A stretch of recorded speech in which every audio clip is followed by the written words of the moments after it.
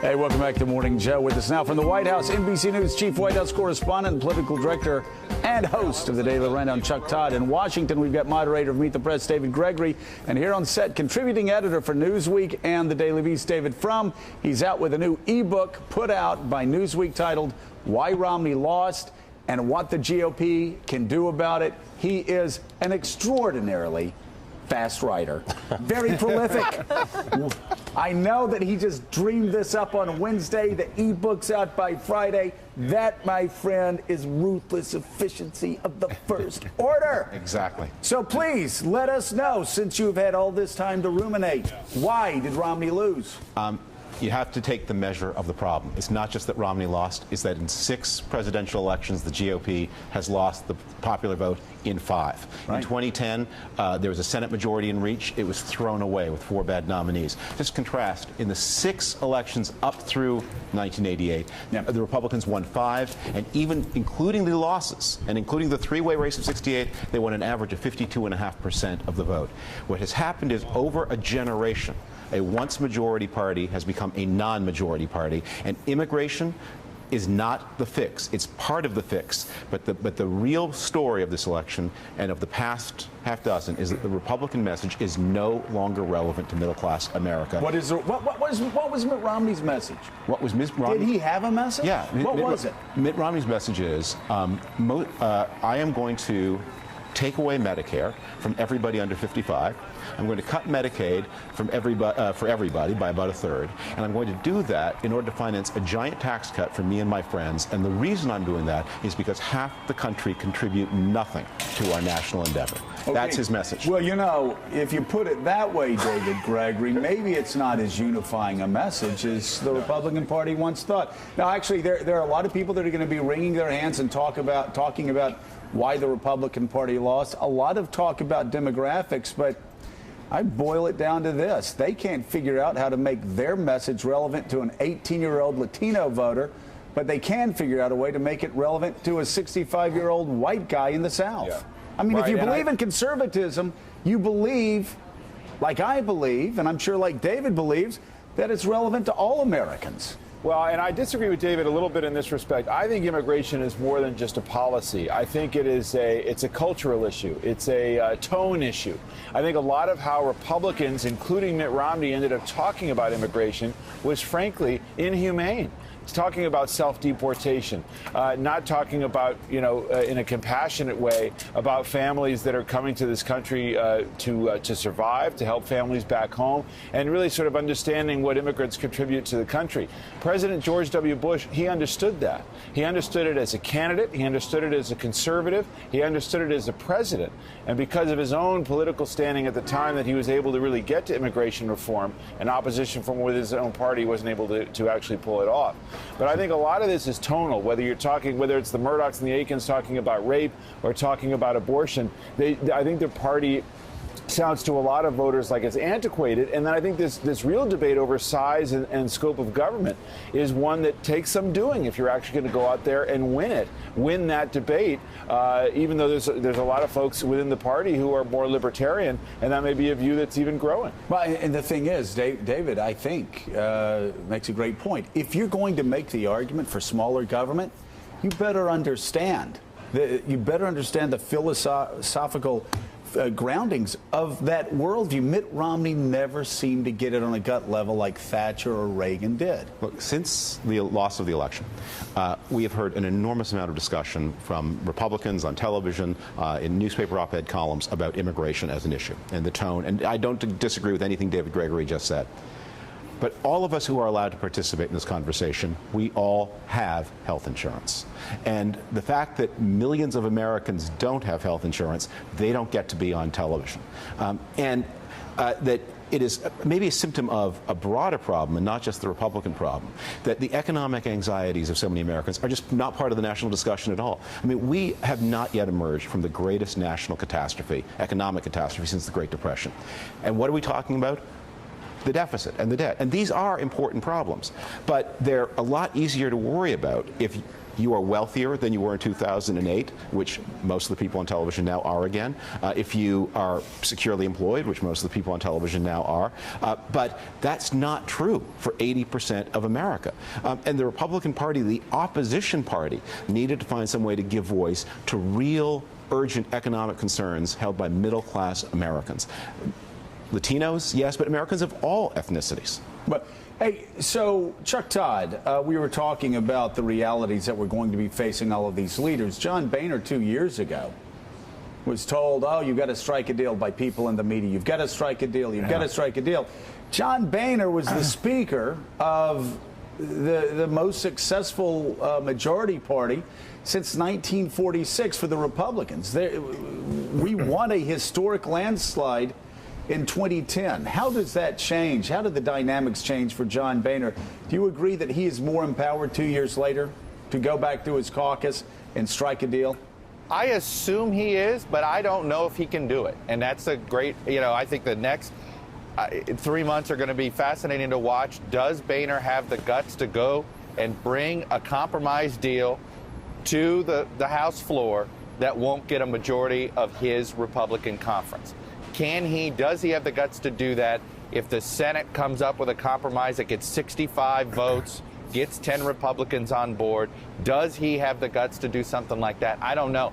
I mean, another part of this Republican hand-wringing that I'm surprised we're not hearing about is, a lot of the reasons why, for instance, Republicans lost Senate seats, didn't gain them, but lost them. Forget what happened 2 years ago in 2010 when they didn't win as many as they could have.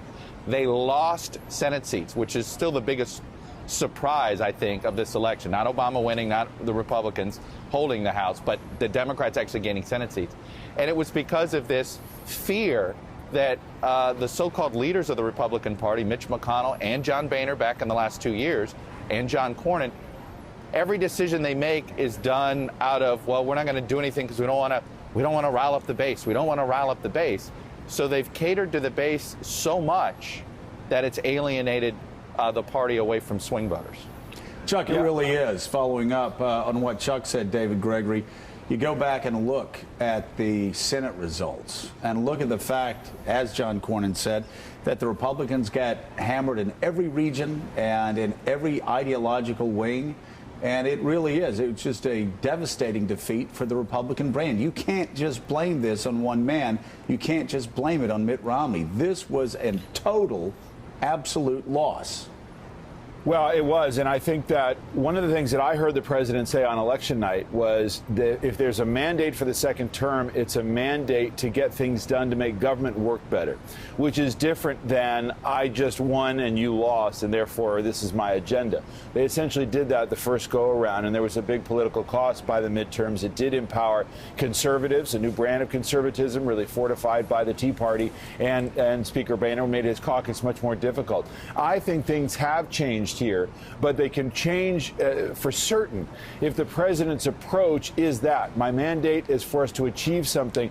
There is so much tension that has built up to this point where the fiscal cliff hangs over all of these legislators that I think there's room for the president to make it very difficult for not just Boehner, but for his base not to go along with some sort of balanced approach, because I do think that that is a big part of what these results are. The idea of some kind of balance in the approach, Joe. Hey, Joe. Yeah. You know what sort of shocks me? 15 years ago, had the Republicans gotten the results that they've gotten, the leaders of the Senate Republicans would be asked to step aside.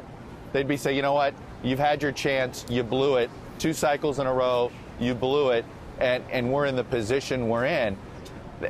I find it striking that's not happening. I mean, not only that, Mitch McConnell's likely to get reelected as Senate Republican leader, and John Cornyn. And John Cornyn's going to get promoted. But Chuck, you know, if you're making the argument against Mitch McConnell, you're probably making the argument from the more conservative wing of the Republican Party. Which is right. It is Jim DeMint that would be making that argument, and we've talked about losers in this campaign. You want to look at the candidates that Jim DeMint backed in the primary process? Right. Well, no, but if I were Bob Corker or Lamar Alexander or some of these other legislative, Rob Portman, what I call conservatives that actually want to legislate, right? There's sort of two wings of the Senate Republican Conference these days. You're legislating conservatives and you're conservatives that just want to blow up the process, Rand Paul, Jim DeMint, folks like that. I would wonder if Mitch McConnell's approach over the last 2 years was the right approach, because that approach didn't work. That's my point here. And the question is McConnell going to change his approach in negotiating and in dealing with the president and in dealing with Harry Reid and in dealing with John Boehner, or is he going to go down the same road? McConnell's up for re-election. He's got to worry about a primary challenge. He's got to worry about a general election challenge. I'm just saying it is curious to me that McConnell actually is not getting touched here. I agree with Chuck. It's a bit of inside baseball, but Cornyn getting promoted is an unbelievable thing, given what happened. I'm a fan of John Cornyn's, but his record in the Senate races speaks for itself, and the fact that people are just saying, yeah, let him move up. Except for the fact people inside the Senate know that John Cornyn did not want Todd Akin to win the primary. John Cornyn did not want Murdoch to win the primary. But some of his candidates did lose as well. Yeah. David, you talk about the issues, health care and appealing. Part of the comeback for the Republicans has got to involve leadership, though. Where can it come from? Presidential candidates in waiting, senators, governors? Who can lead the Republican Party now? I believe the Republican Party has a party of followership. The problem with Republican leaders is that they're cowards, but that they're not that they're fundamentally mistaken. The real locus of the problem is the Republican activist base and the Republican donor base. They went apocalyptic over the past 4 years. And that was exploited by a lot of people in the conservative world. I won't soon forget the lupine smile that played over the head of one major conservative institution when he told me that our donors think the apocalypse has arrived. That Republicans have been fleeced and exploited and lied to by a conservative entertainment complex. Wait. I want you, and I'm dead serious, I want you to slowly repeat this, because I'm reading the new Manchester biography on Winston Churchill, and I'm hearing about how the French kept calling Churchill as the Germans were pouring through the line and racing towards Paris, and the French generals reassuring Churchill day after day, week after week, that the French were putting up a brave defense when they knew the war was already lost. Please slowly repeat what you just said, and hopefully conservatives will go back and look at what commentators and websites said over the past 3 weeks when they knew this race was lost. They have been, I'll say it again in exactly the same words, that the conservative followership has been fleeced, exploited, and lied to by the conservative entertainment complex. Name names. And because of that, I name names in the book. But, I don't think that's even necessary. And and there are too many to name. But because the followers, the donors, and the activists are so mistaken about the nature of the problems the country faces. The nature, I mean, just a simple question. And I went to Tea Party rallies, and I would ask this question. Have taxes gone up or down in the past 4 years? They could not answer that question correctly. Now, it's true, taxes will go up if the president's reelected, and that's why we're Republicans. But you have to know that taxes have not gone up in the past. Do we spend $1 trillion on welfare? Is that true or false? It is false, but it is almost universally believed. That means that the leaders have no space to operate. And we will, what happened to Mitt Romney, Mitt Romney could have been a really good president.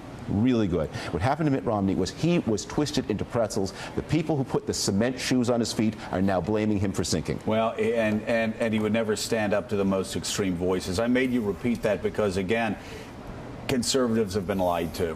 They've been lied to by people who engage in niche marketing and make tens of millions of dollars engaging in niche marketing. And I'm a capitalist. God bless them. They can do whatever they want to do. But that's not an electoral strategy. That's a business strategy for them. David Gregory, thanks so much. Who do you have Sunday on Meet the Press? Well, we're going to talk about how the president governs the next 4 years. We'll talk to Senator Schumer and Coburn to get us started on that. All right. And Chuck, thank you as well.